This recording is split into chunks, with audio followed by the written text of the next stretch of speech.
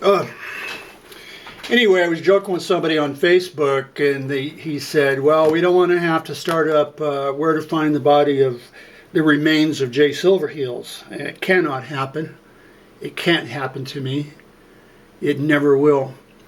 Now, they may find me dead up there, but I won't be missing for more than a few hours, and here's why. It kind of kills some of the excitement, you know, like when I go up hiking. I'm not up there running around at random.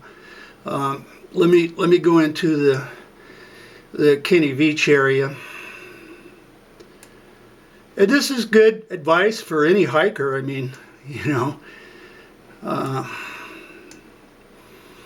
there's the Kenny Veach area. Now, let me explain what I did on the 2 times I've been in there.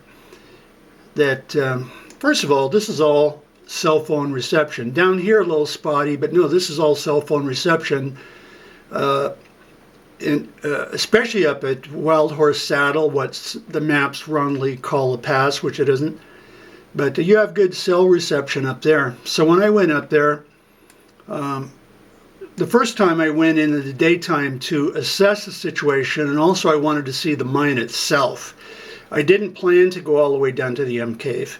I was freezing to death. It was 60-mile-an-hour winds. I was so cold, my speech was slurred, my head was hurting. I mean, you know, so I called it a day up here and went down. I mostly wanted to get to the cell phone mine, but even taking that into consideration, even on that hike, first of all, when I go out hiking, I tell multiple people where I'm going.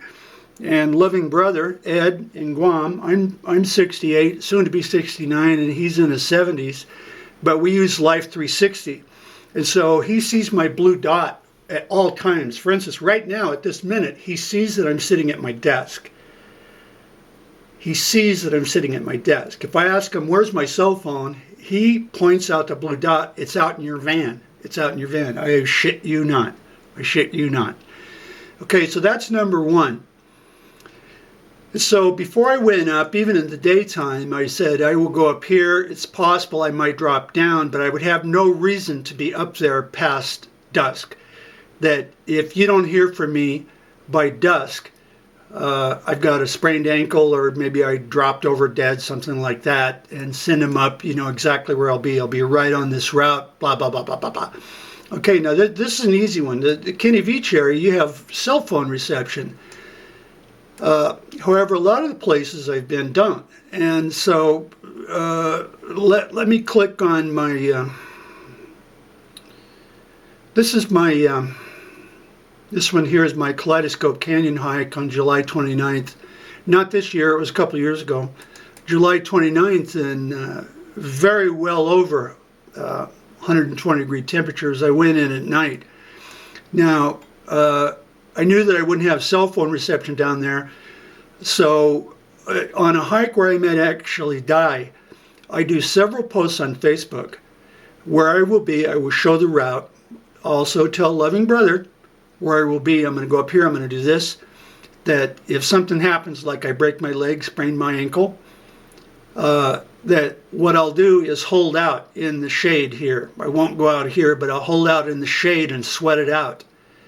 That if I don't check in by noon, where the temperature is way over 100, go ahead and send me the bill. Send the people that if it's past noon and I haven't checked in, that when I come up into phone range by like noon or 1 o'clock, I'm definitely stuck up there, something happened. Okay, so I not only tell him that and where I'm going and show the route that I won't deviate from it, this, that, the other thing. But I also send to Facebook and to Ed the correct numbers to call for the park rangers in the area. That if that van is still there, tell them to do this. If that van is still there at noon, I'm likely not dead, but I'm up here in the shade, sweating it out till I can get back.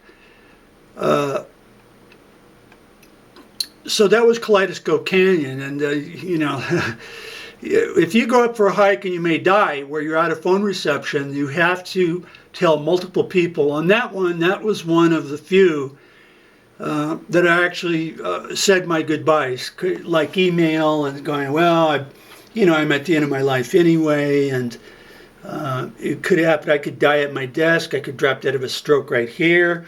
And so on those, there's only been a couple times I actually said my goodbyes, and that was one of them. Another one is all of Oatman hikes. I did say my goodbyes.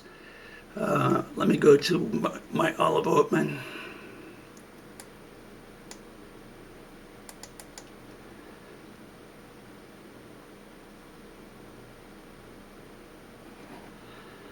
Okay, now this was a nasty one because remember, I didn't know where I was going. I was searching for the Olive Oatman first camp of captivity. And so the first few times I went in, I went across here in the dark. It has to be done in the dark. And the first time I ended up here stuck in a ravine, and at midnight I said, I have to go back. I'm not going to make it. Okay, so then I drove back home, came down again, and then went across the same way. And that was one where I said my goodbyes, that, it was a good life, whatever, and so I made it up here. Now, at this time, I didn't know. I suspected I was passing through the camp. I said, this must be the camp. Why would they not be here? Well, it turned out that is the camp. So I kept going up to the corral. There's a corral and a stone cabin up here from the 1800s. And even then, let's see if I can zoom up on it and show it. There it is. This is from the 1800s. But even then, I was not nearly as knowledgeable as I am now. And this is the old building from the 1800s. And I came upon it, and here's a corral.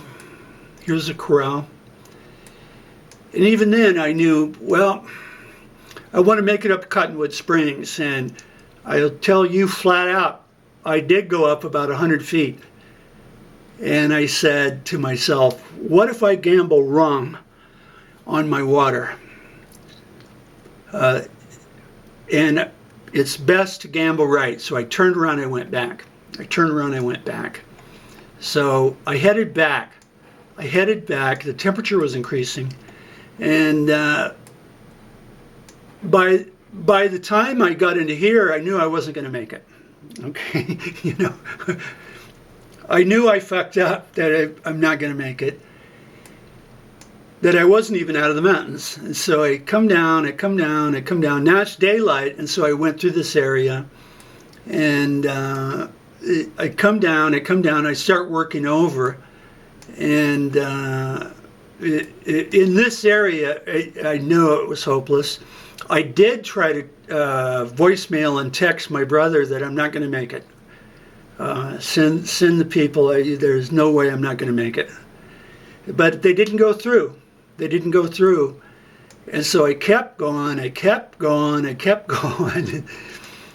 By here, I knew I was screwed. And then I look off in the distance, and there's a van, a tiny white speck, and I go, God, this is it. It's not just in the movies. I am not going to make it. And so I kept going. I was hallucinating. I was cramping up and stuff like that. But the big danger about something like this is you don't have phone service.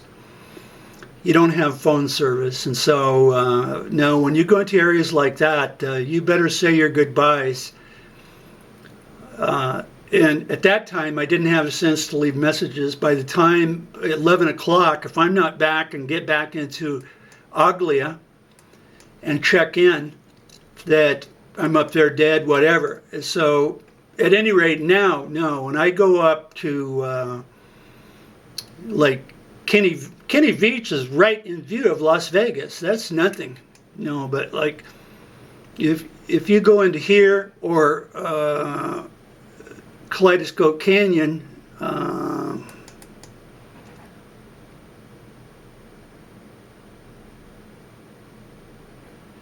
that you better notify several people with the correct phone numbers, and not just call 911, but the local people to come up and find you.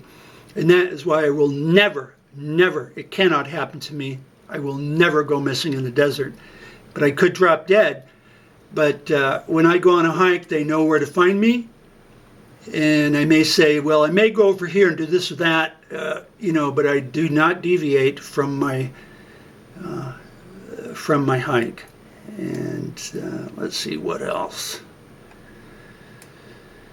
On this one of Kaleidoscope Canyon, that was a nightmare because I went down, and the first time my compass wouldn't work, and I ended up going up the wrong canyon. This one or something like that. So I go home, I rest up for a day, I come back, and then I successfully accomplished it to go up to Kaleidoscope Canyon. I mean, there's no way I could do it now. I could. But in that heat of July 29th, I have to say I wouldn't try it now. I was lucky I got away with that. Everyone was scared out of their wits.